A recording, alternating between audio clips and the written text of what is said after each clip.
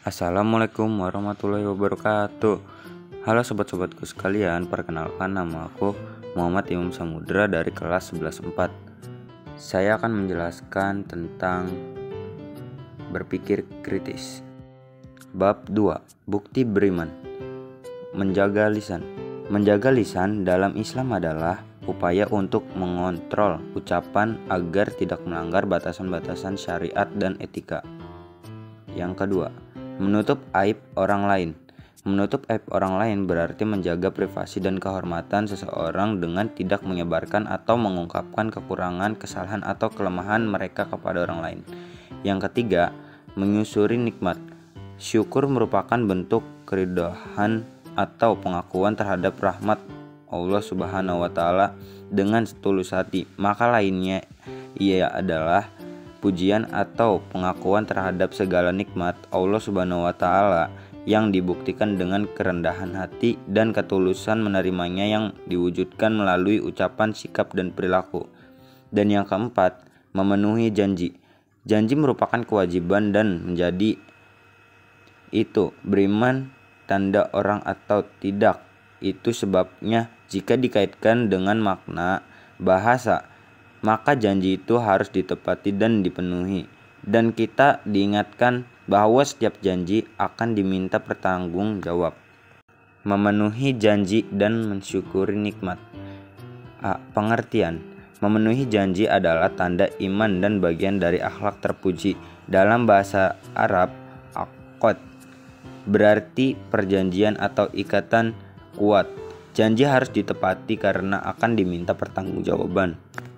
Seperti tercantum dalam Quran Surat Al-Isra 17:34, janji yang dipenuhi kedatangan, kepercayaan, dan keberhasilan, sedangkan yang dilanggar bahwa kerugian dan kehilangan reputasi. Dalam Islam, tidak memenuhi janji dianggap sebagai dosa dan salah satu ciri kemunafikan. B. Pembagian janji. Janji kepada Allah Subhanahu wa Ta'ala. Semua manusia telah berjanji kepada Allah Subhanahu wa Ta'ala untuk beriman dan taat, seperti dinyatakan dalam Quran Surat Al-A'raf ayat 7 172. Janji kepada sesama manusia. Janji ini termasuk dalam hubungan pribadi atau formal dan harus dipenuhi selama tidak bertentangan dengan syariat Islam, sebagaimana sabda Rasulullah Sallallahu Alaihi Wasallam. C. Balasan memenuhi janji. Manfaat memenuhi janji termasuk mendapatkan predikat sebagai mutakim, mencapai keberhasilan, menghindari konflik, dan menghapus kesalahan. Contoh dari sejarah seperti Bani Israel menunjukkan akibat negatif dari mengingkari janji. 2. Mensyukuri nikmat. Pengertian. Syukur adalah bentuk pengakuan dan pujian atas nikmat Allah. Berbeda dengan kufur yang berarti menutup dan menyembunyikan nikmat. Syukur harus dilakukan dengan menggunakan nikmat sesuai tujuannya dan mengekspresikannya dengan lisan, hati, dan perbuatan. Allah mengingatkan pentingnya syukur dalam Quran Surat Ibrahim 14:7. B. Perwujudan syukur. Syukur harus melibatkan hati, lisan, dan perbuatan yang selaras. Imam Al-Ghazali menjelaskan syukur sebagai ilmu keadaan dan amal. Syukur tidak hanya mengucapkan, tetapi juga harus diwujudkan melalui tindakan sesuai dengan nikmat yang diterima. C. Keuntungan menjadi orang bersyukur. Bersyukur meningkatkan produktivitas, kebahagiaan, dan optimisme. Syukur juga mendatangkan manfaat bagi din sendiri dari kegagalan serta kesengsaraan.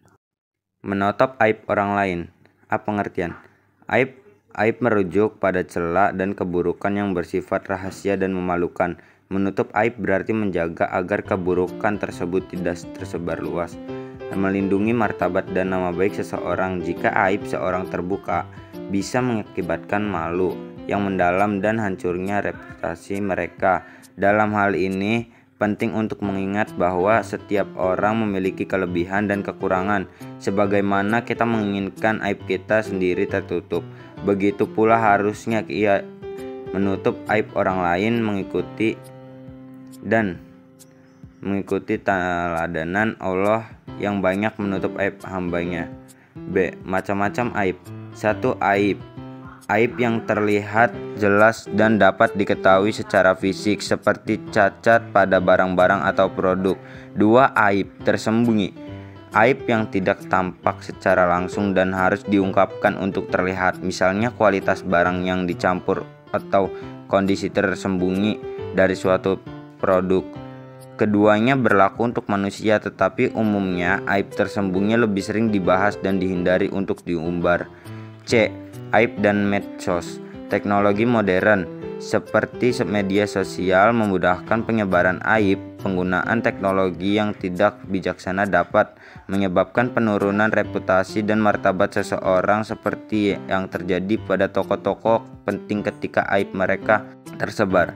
Oleh karena itu, penting untuk mematuhi norma agama dan moral dalam menggunakan media sosial agar tidak menyalahgunakan informasi dan menambah beban seseorang dengan membuka aib mereka. D.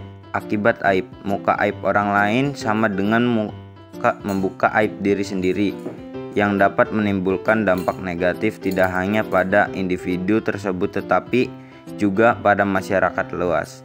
Contoh dari Nabi Musa alaihissalam menunjukkan bahwa hujan tidak turun karena ada di antara umatnya yang memiliki aib dan enggan mengakuinya. Hujan akhirnya turun setelah orang tersebut bertaubat, mengajarkan kita pentingnya menutupi aib dan bertobat untuk mencapai kebaikan. Kesimpulan, menutup aib merupakan tindakan mulia dan penting. Penggunaan media sosial harus dilakukan dengan hati-hati dan penuh tanggung jawab agar tidak menambah beban atau kerugian orang lain. Memelihara lisan. A. Pentingnya menjaga lidah. Lidah adalah bagian tubuh yang sangat berharga karena melalui lisan, baik kebaikan maupun keburukan dapat tersebar.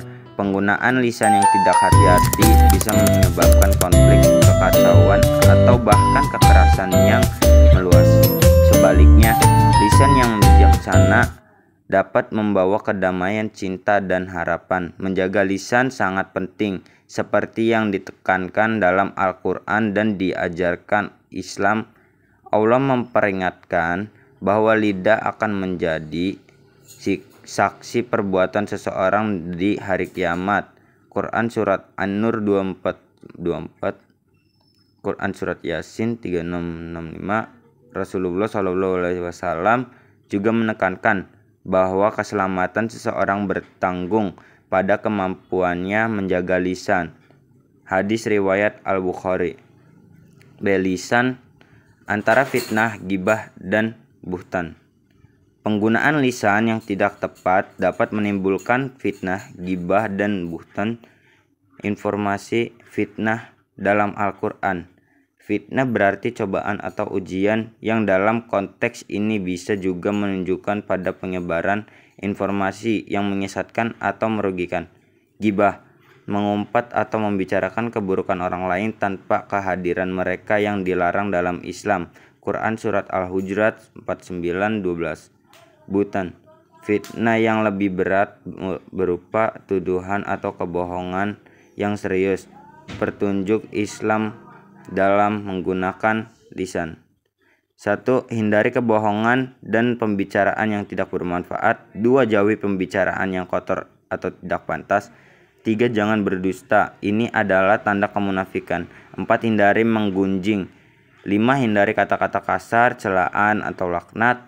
Jangan mengadu domba dan usahakan untuk tidak mudah marah.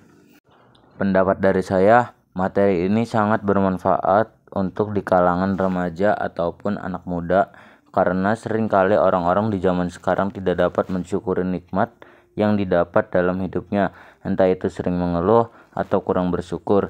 Dan untuk memelihara lisan dan menyebar aib orang lain, sudah banyak orang yang salah mengartikan seakan-akan berbicara kotor dan menyebar aib orang lain sudah menjadi hal yang sangat normal tanpa mengetahui dampaknya. Sekian materi dari saya, kurang lebihnya mohon maaf. Wassalamualaikum warahmatullahi wabarakatuh.